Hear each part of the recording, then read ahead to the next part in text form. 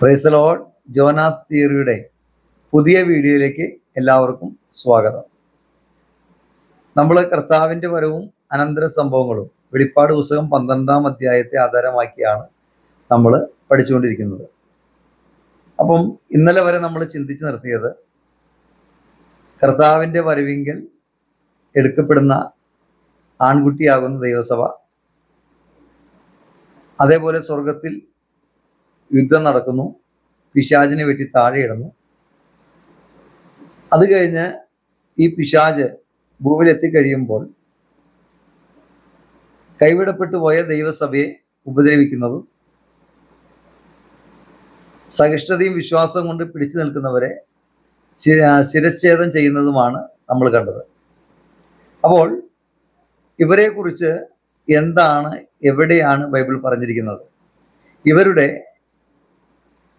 ഇനി ഇവർക്ക് ലഭിക്കാൻ പോകുന്ന പദവികൾ എന്താണ്?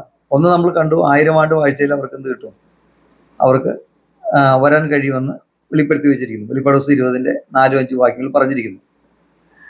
ഇനി എടുത്തുകൊള്ളപ്പെട്ട ആൺകുട്ടിക്ക് ലഭിക്കുന്നത് പോലെ സിംഹാസനം അവർക്ക് കിട്ടുമോ?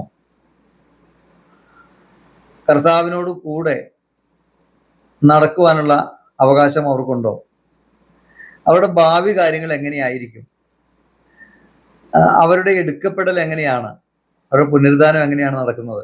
അതെവിടെയാണ് ബൈബിൾ പറഞ്ഞിരിക്കുന്നത് എന്നുള്ള കാര്യത്തെക്കുറിച്ചാണ് ഇന്ന് നമ്മൾ വിശദമായിട്ട് എന്ത് ചെയ്യുന്നത്, പഠിക്കാൻ പോകുന്നത്. അപ്പോൾ നമുക്ക് അതിനാധാരമായിട്ട് നമുക്ക് വെളിപ്പാട് പുസ്തകം 7-ാം അധ്യായത്തിലേക്ക് പോകണം. 7-ാം അധ്യായം അതിൻ്റെ 9-ാം വാക്യം മുതൽ വായിക്കുന്നു. 8 വരെയുള്ള വാക്യങ്ങളിൽ, 7-ന്റെ 1 മുതൽ 8 വരെയുള്ള വാക്യങ്ങളിൽ ഇസ്രായേലിൽ നിന്ന് മുദ്രയിടപ്പെടുന്ന 1,44,000 പേരെയാണ് നമ്മൾ 7-ന്റെ 1 മുതൽ കാണുന്നത്. 1 മുതൽ 8 വരെയുള്ള വാക്യങ്ങളിൽ. ഇനി അതിൻ്റെ ശേഷം എന്ന് പറഞ്ഞിട്ട് 9-ാം വാക്യം മുതൽ പറയുകയാണ്, വെളിപ്പാട് 7-9 മുതൽ. ഇതിൻ്റെ ശേഷം സകല ജാതികളിലും ഗോത്രങ്ങളിലും വംശങ്ങളിലും ഭാഷകളിൽ നിന്നുള്ളതായി ആർക്കും എണ്ണിക്കൂടാത്ത ഒരു പുരുഷാരം വെള്ള നിലയങ്കി ധരിച്ച് കയ്യിൽ കുരുത്തോലയുമായി സിംഹാസനത്തിനും കുഞ്ഞാടിനും മുൻപാകെ നിൽക്കുന്നത് കണ്ടു. അപ്പോൾ ഇത് സ്വർഗത്തിലാണ് ഇവർ നിൽക്കുന്നത്. കാരണം ഇവരെവിടെയാണ്? സിംഹാസനത്തിനും കുഞ്ഞാടിനും മുൻപാകെ ഇവർ നിൽക്കുകയാണ്. സിംഹാസനത്തിലല്ല, സിംഹാസനത്തിന് മുമ്പിലാണ് നിൽക്കുന്നത്. പക്ഷേ ഇവിടുന്ന് എടുക്കപ്പെട്ട ആൺകുട്ടി എന്താണ്?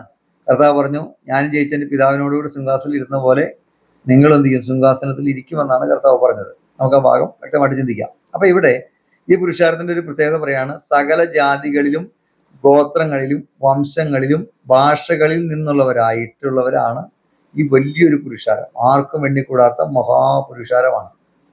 അപ്പോൾ നമുക്ക് നോക്കാം, ഈ സകല ജാതികളിലും ഗോത്രങ്ങളിലും വംശങ്ങളിലും ഭാഷകളിൽ നിന്ന് തെരഞ്ഞെടുത്ത് ആരെയാണെന്ന് നോക്കണ്ടേ?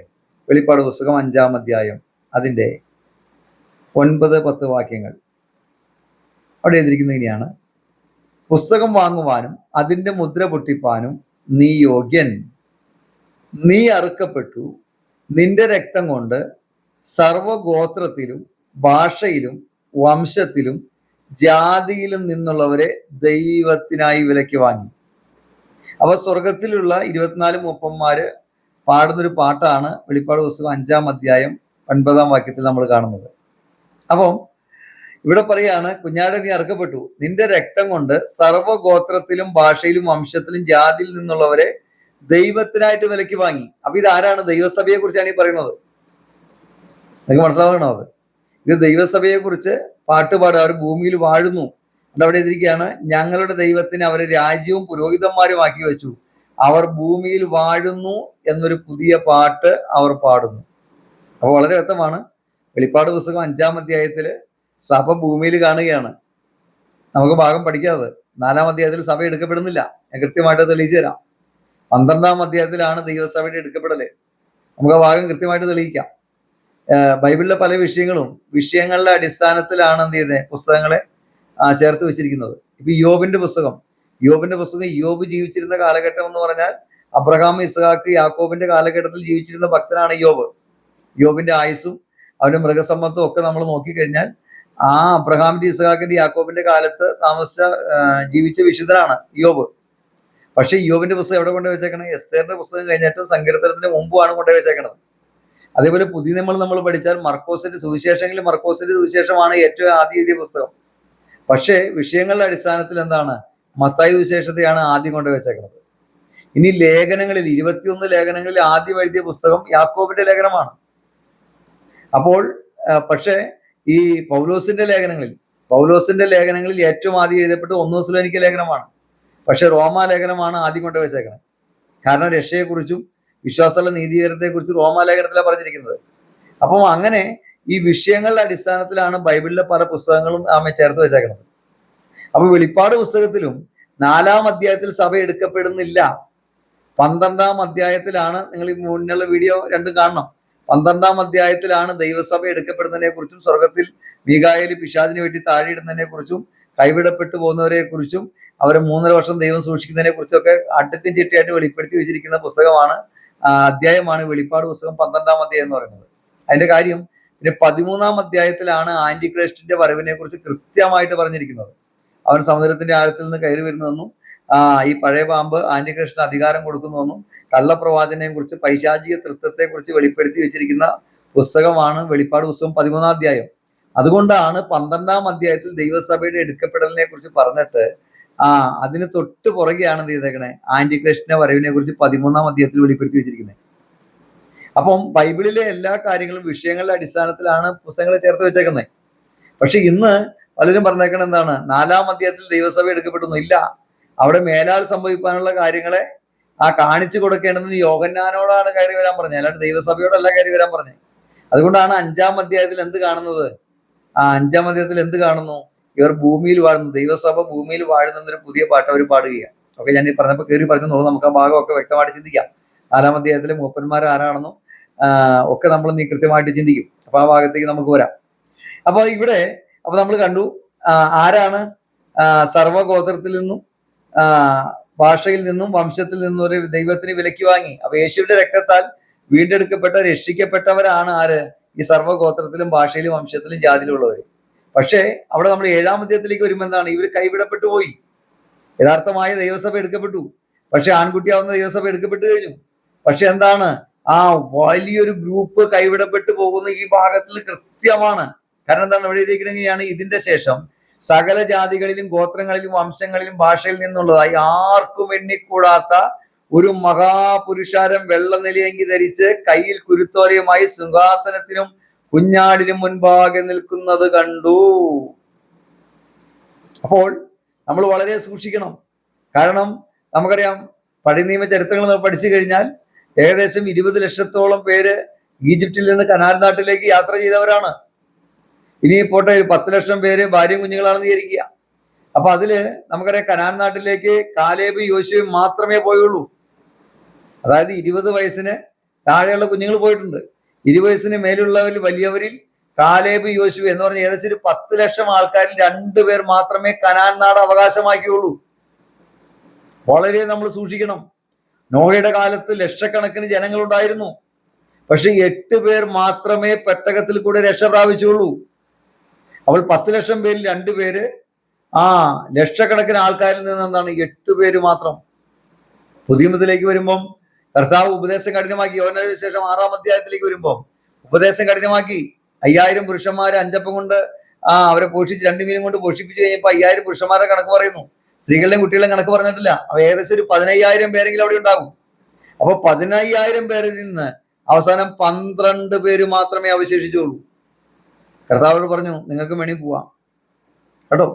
അപ്പോൾ യേശുവിന്റെ കൽപ്പനകള് അത്രത്തോളം നമ്മൾ വില കൊടുക്കണം, ഉപദേശത്തിന് വേണ്ടി നിൽക്കണം, അല്ലെങ്കിൽ കൈവിടപ്പെട്ടു പോകും. ഒരു തർക്കവും. ഈ ലൂക്കോസ് സുവിശേഷം 17-ാം അധ്യായം നിങ്ങൾ പഠിക്കും, 24-ാം വാക്യം മുതൽ പഠിക്കണം, അതിന്റെ അവസാനം വരെ പഠിക്കണം. അവിടെയും കൈവിടപ്പെട്ടു പോകുന്നവരെ കുറിച്ച് പറയുന്നുണ്ട്. അതാ ഞാൻ പറഞ്ഞത്, ഈ കൈവിടപ്പെട്ടു പോകുന്നവരെ കുറിച്ച് എവിടെയാണ് കൃത്യമായി പറഞ്ഞിരിക്കുന്നത് എന്ന് പറഞ്ഞാൽ അത് വെളിപ്പാട് പുസ്തകം 12-ാം അധ്യായത്തിലാണ് പറഞ്ഞിരിക്കുന്നത്. ആ ആത്മീക സത്യത്തെയാണ് ഇന്ന് പലരും മറച്ചു വെച്ച് തെറ്റായിട്ട് പഠിപ്പിച്ചുകൊണ്ടിരിക്കുകയാണ്. ഇത് സങ്കടം കൊണ്ടാണ് ഞാൻ പറയുന്നത്. കാരണം ദൈവത്തിന്റെ വചനത്തിന്റെ സത്യം നമുക്ക് എന്ത് ചെയ്യണം, അത് മറ്റുള്ളവർ അറിയണം. ജനം മനസ്സിലാക്കണം. നമുക്ക് അത്രയേ ഉള്ളൂ. നമ്മുടെ ഉപദേശം സ്ഥാപിക്കല്ല, ദൈവത്തിന്റെ വചനത്തിന്റെ സത്യങ്ങൾ ഇവിടെ വെളിപ്പെട്ട് വരണം. ഇത്രയധികം ആത്മീക കലവറകളാണ് ഇവിടെ വെളിപ്പെടുത്തി വെച്ചിരിക്കുന്നത്. അപ്പൊ ഞാൻ ഇങ്ങോട്ട് വരിക. അപ്പം ഇവിടെ ഒരുപാട് ജനങ്ങൾ, ആർക്കും വേണ്ടി കൂടാത്തൊരു മഹാപുരുഷാരം എന്താണ്, കയ്യിൽ കുരുത്തോലയുമായിട്ട് എന്താണ് ഇവിടെ നിൽക്കുന്നത് കണ്ടു. അപ്പോൾ എന്നിട്ട് പറയാണ്, രക്ഷ എന്നുള്ളത് സിംഹാസനത്തിൽ ഇരിക്കുന്നവനായ നമ്മുടെ ദൈവത്തിന്റെയും കുഞ്ഞാടിന്റെയും ദാനമെന്ന് അവർ അത്യുച്ചത്തിൽ അർത്ഥകൊണ്ടിരുന്നു. കാരണം ഒരിക്കൽ രക്ഷിക്കപ്പെട്ടവരെ കൈവിടപ്പെട്ടു പോയി. വീണ്ടും ഇവരെന്താണ് ആ സഹിഷ്ണുതയും വിശ്വാസവും കൊണ്ട് യേശുവിന് വേണ്ടി നിന്നപ്പോൾ മഹോപദ്രകാലത്തിന്റെ ആ പകുതിയിൽ വെച്ചെന്താണ് ഇവർ കൊല്ലപ്പെടുകയാണ് ചെയ്യുന്നത്. അങ്ങനെയാണ് ഇവരെന്തേക്കണേ ഈ സ്വർഗത്തിൽ ഇവർ എത്തിയേക്കണേ. അപ്പൊ ആ പുനരുദ്ധാനം ഏതാണെന്ന് നമ്മൾ ഈ വീഡിയോയിൽ തന്നെ നമുക്ക് പറയാൻ ശ്രമിക്കാം. സമയമുണ്ടെങ്കിൽ നമുക്ക് പറയാം, അല്ലെങ്കിൽ അടുത്ത വീഡിയോയിൽ എന്ത് ചെയ്യാം, ആ പുനരുദ്ധാനം എപ്പോഴാണ് നടക്കുന്നതെന്ന് ബൈബിൾ കൃത്യമായിട്ട് വെളിപ്പെടുത്തി വെച്ചിട്ടുണ്ട്.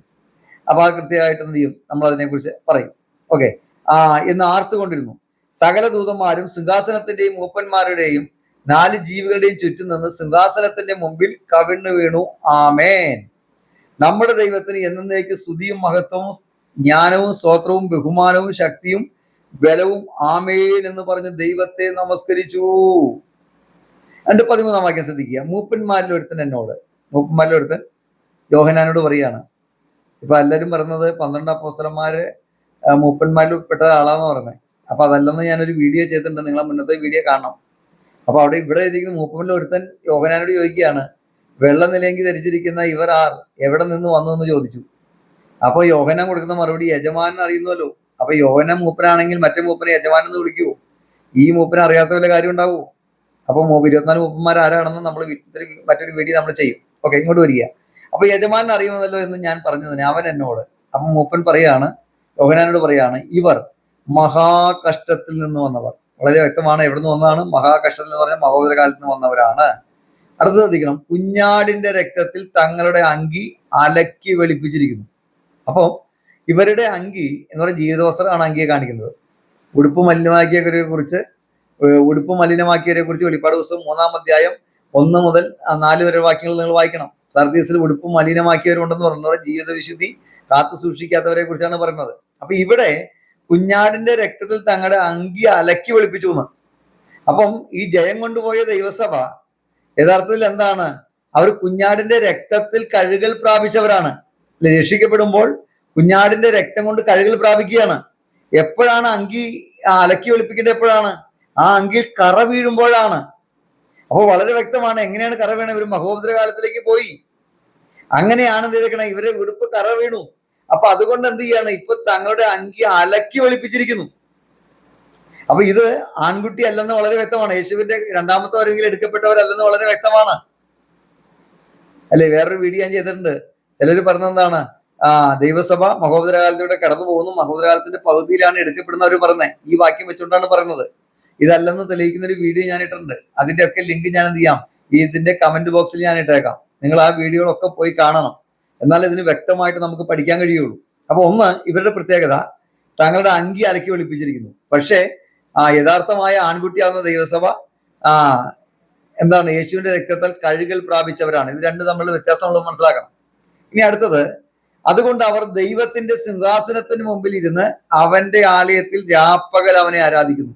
അപ്പൊ ഇവിടെ നമുക്കറിയാം, ദൈവസഭ, ജയം കൊണ്ട ദൈവസഭ, ആൺകുട്ടിയാവുന്ന ദൈവസഭ എടുക്കപ്പെട്ടിട്ട് കർത്താവ് പറഞ്ഞു, ഞാൻ ഇരിക്കുന്നിടത്ത് നിങ്ങളെയും ഇരുത്തു. യോഹന്നാൻ 14:2-3 വാക്യങ്ങൾ.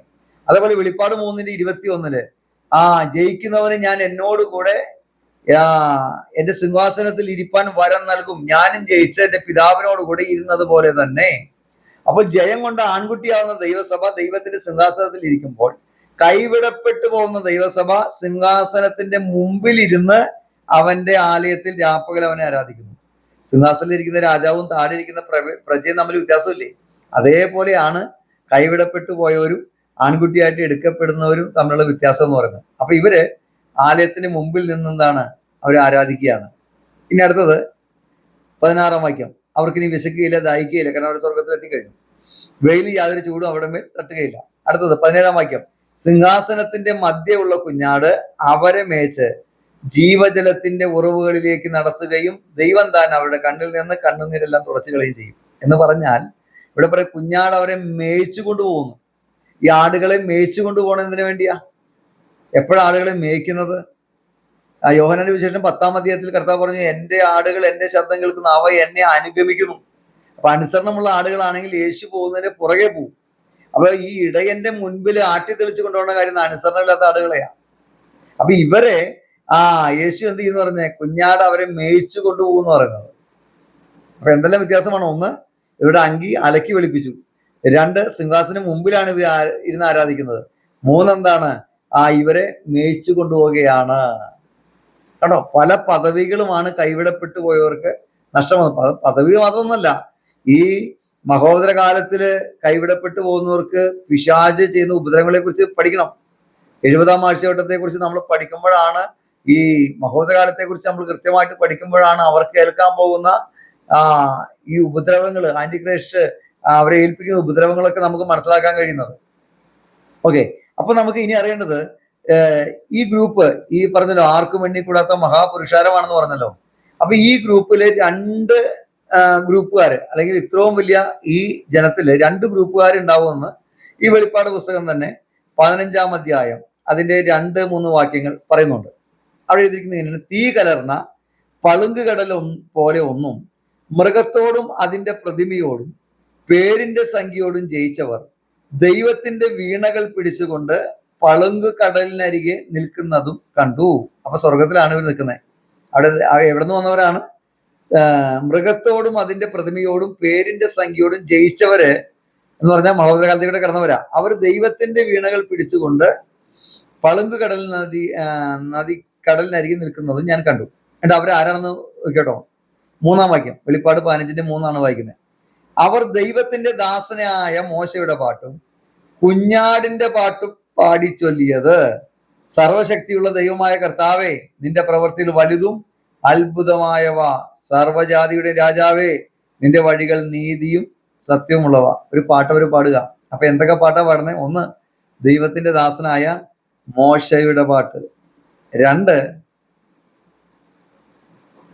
കുഞ്ഞാടിന്റെ പാട്ട്. അതായത് മോശയുടെ പാട്ട് പാടുന്ന ആരാണ്? പഴയ നിയമ വിശുദ്ധന്മാരാണ്. കാരണം മോശ പഴയ നിയമ വിശുദ്ധനാണല്ലോ. പക്ഷെ കുഞ്ഞാടിന്റെ പാട്ട് പാടുന്നവരാരാണ്? അവര് യേശുവിന്റെ മക്കളാണ്, അല്ലെങ്കിൽ യേശുവിന്റെ ദാസന്മാരാണ്. എന്ന് പറഞ്ഞാൽ കൈവിടപ്പെട്ടു പോയി. അത് ഞാൻ പറഞ്ഞത്, ഇത്ര വലിയ പുരുഷാരത്തിൽ 2 ഗ്രൂപ്പുണ്ട്. ഒന്ന്, പഴയ നിയമ രക്തസാക്ഷികളുണ്ട്. രണ്ടെന്താണ്, പുതിയ നിയമ രക്തസാക്ഷികൾ. പഴയ നിയമ രക്തസാക്ഷികളേക്ക് ഒന്ന് നമുക്ക് തെളിയിക്കാം. ഇപ്പൊ പുതിയ നിയമ രക്തസാക്ഷികൾ മനസ്സിലായോ? കൈവിടപ്പെട്ടു പോകുന്ന ദൈവസഭയാണ് പുതിയ നിയമ രക്തസാക്ഷികൾ എന്ന് പറയുന്നത്. ആമേൻ. പഴയ നിയമ രക്തസാക്ഷികളെ കുറിച്ച് വെളിപ്പാട് പുസ്തകം തന്നെ 6-ാം അധ്യായത്തിലേക്ക് നമുക്ക് വരാം. 6-ാം അധ്യായം നമുക്കറിയാം. വെളിപ്പാട് പുസ്തകം കുഞ്ഞാട് മുദ്രകളിലൊന്ന് പൊട്ടിച്ചപ്പോൾ നീ വരിക എന്ന് 4 ജീവികളൊന്നും പറയുന്നത് പോലെ കേട്ടു, അല്ലെ? അപ്പോൾ ഞാൻ ഒരു വെള്ളക്കുതിരയെ കണ്ടു, അതിന്മേൽ ഇരിക്കുന്നവന്റെ കയ്യിൽ ഒരു വില്ലുണ്ട്, അവനൊരു കിരീടം ലഭിച്ചു, അവൻ ജയിക്കുന്നവനായും ജയിപ്പാനായും പുറപ്പെട്ടു. അതായത് ആന്റിക്രൈസ്റ്റിന്റെ വരവിനെ കുറിച്ചാണ് വെളിപ്പാട് പുസ്തകം 6-ാം അധ്യായത്തിലും 13-ാം അധ്യായത്തിലും വെളിപ്പെടുത്തി വെച്ചിരിക്കുന്നത്. അപ്പോൾ ഇവിടെ വെള്ളക്കുതിരപ്പുറത്ത് വരുന്നു. അവനെന്താണ്? അവന് വില്ലുണ്ട് പക്ഷെ അമ്പില്ല. ഇത് സമാധാനപരമായിട്ട് അവൻ ജയിക്കുന്നതിനെ കുറിച്ച്, ആന്റിക്രൈസ്റ്റിനെ കുറിച്ചാണ് ഈ പറഞ്ഞു വെച്ചേക്കണേ. അപ്പം ഇത് മഹോദര കാലത്തിന്റെ പകുതി വരെ നടക്കുന്ന സംഭവങ്ങളാണ് വെളിപ്പാട് പുസ്തകം 6-ാം അധ്യായത്തിൽ വെളിപ്പെടുത്തി വെച്ചിരിക്കുന്നത്. അപ്പൊ ഈ 6-ാം അധ്യായത്തില് 9-ാം വാക്യത്തില് പറയാണ്, 9-ാം വാക്യം, അവൻ 5-ാം മുദ്ര പൊട്ടിച്ചപ്പോൾ ദൈവവചന നിമിത്തവും തങ്ങൾ പറഞ്ഞ സാക്ഷ്യം ഹേതുവായും അറുക്കപ്പെട്ടവരുടെ ആത്മാക്കളെ ഞാൻ യാഗപീഠത്തിന്റെ കീഴിൽ കണ്ടു. അറുക്കപ്പെട്ട, കഴുത്ത് ചെരിച്ച് ഛേദിക്കപ്പെട്ടവരുടെ ആത്മാക്കളാണ് ഇവിടെ കാണുക. വിശുദ്ധനും സത്യവാനുമായ നാഥ, ഭൂമിയിൽ വസിക്കുന്നവരോട് ഞങ്ങളുടെ രക്തത്തെക്കുറിച്ച് നീ എത്രത്തോളം ന്യായവിധിയും പ്രതികാരവും നടത്താതെ ഇരിക്കുമെന്ന് അവർ ഉറക്കെ നിലവിളിച്ചു. അപ്പം ഈ ആത്മാക്കള് പ്രതികാരത്തിന് വേണ്ടിയുള്ള നിലവിളിയാണ്. അപ്പോൾ ഇത് വളരെ വ്യക്തമാണ്. പുതിയ നിയമസഭയ്ക്ക് എന്തില്ല? പ്രതികാരമില്ല. യേശു കർത്താവ് എന്താ പറഞ്ഞത്? നിങ്ങളുടെ ശത്രുക്കളെ സ്നേഹിക്കണം, നിങ്ങളെ ഉപദ്രവിക്കുന്നവർക്ക് വേണ്ടി പ്രാർത്ഥിപ്പീൻ. ഇതാണ് യേശുവിന്റെ കൽപ്പന. അവരെ ശപിക്കാതെ അനുഗ്രഹിപ്പീൻ. റോമാലേഖനം 12:14 പറഞ്ഞ അവരെ ശപിക്കാതെ അനുഗ്രഹിപ്പീൻ. അപ്പൊ ഇത് പുതിയ നിയമസഭയിലുള്ളവർ അല്ലെന്ന് വളരെ വ്യക്തമാണ്. അപ്പൊ ഈ അറുക്കപ്പെട്ടവരുടെ ആത്മാക്കൾ ആരാണ്? പഴയ നിയമ വിശുദ്ധന്മാരാണ്. അപ്പൊ എന്നിട്ട് അങ്ങനെ ഒരു ഉറക്കം നിലവിളിക്കുക. അപ്പോൾ ഇനി 11-ാം വാക്യം, അപ്പോൾ അവർ ഓരോരുത്തരും വെള്ളം നിലയെങ്കി കൊടുത്തു. അവരെ പോലെ കൊല്ലപ്പെടുവാനിരിക്കുന്ന സഹഭൃത്യന്മാരും സഹോദരന്മാരും വന്നു തികയോളം അല്പകാലം കൂടെ സ്വസ്ഥമായി പാർക്കണമെന്ന് അവർക്ക് അരുളപ്പാടുണ്ടായി. അപ്പൊ ഇവരോട് പറയാണ്, നിങ്ങളെ പോലെ കുറച്ച് പേരോട് കൊല്ലപ്പെടാനുണ്ട്. അപ്പം അവരും കൂടെ വന്ന് തികയോളം എന്താണ്, നിങ്ങളൊന്ന് സ്വസ്ഥമായിട്ടിരിക്കാൻ പറയുക. അതായത് നമുക്കറിയാം, ആന്റിക്രൈസ്റ്റ് വരുന്നു, യഹൂദനുമായിട്ട് ഉടമ്പടി ചെയ്യുന്നു, ഞാൻ മശിയാണെന്ന് പറയുന്നു. അങ്ങനെ യഹൂദന്റെ ആലയം പണിയുന്നു. ആലയം പണിത് കഴിഞ്ഞിട്ട് ആലയം പണി കഴിയുമ്പോൾ എന്ത് ചെയ്യും? ഇവന്റെ മ്ലേച്ഛ ബിംബത്തെ എന്ത് ചെയ്യും? ആലയത്തിൽ അവർ സ്ഥാപിക്കും, ആന്റിക്രൈസ്റ്റ് സ്ഥാപിക്കും. അതേപോലെ പന്നിച്ചോര അർപ്പിക്കും. അതാണ് ദാനിയേൽ പ്രവചനന്റെ പുസ്തകത്തില് മ്ലേച്ഛ ബിംബത്തെ കുറിച്ച് എന്ത് ചെയ്യുന്നത് പറയുന്നുണ്ട്. 12-ാം അധ്യായം അതിന്റെ 11 വാക്യങ്ങളില് വിശുദ്ധ സ്ഥലത്ത് നിൽക്കുമ്പോൾ എന്നാണ് പറഞ്ഞു വെക്കുന്നത്. അപ്പം അപ്പൊ അങ്ങനെ ആ ഭാഗം വേണ്ടി നമുക്ക് വായിക്കാം. ദാനിയേൽ പ്രവചനം അതിന്റെ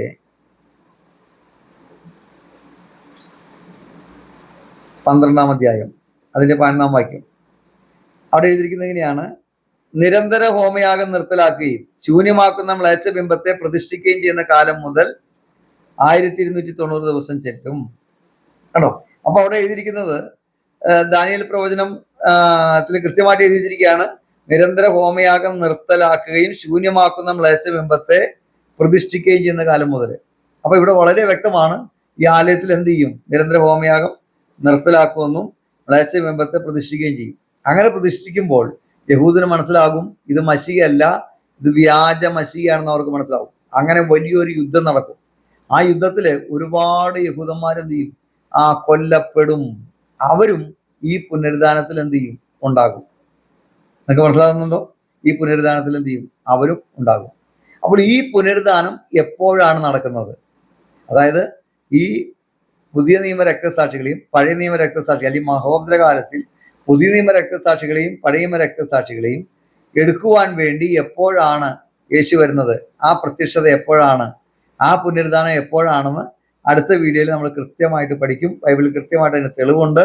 ആമേൻ. അതുകൊണ്ട് ഈ വചനങ്ങളിലെ കർത്താവ് നമ്മൾ എല്ലാവരും അനുഗ്രഹിക്കട്ടെ. ആമേൻ. സഹായിക്കുമാറാകട്ടെ. God bless you all. Praise the Lord.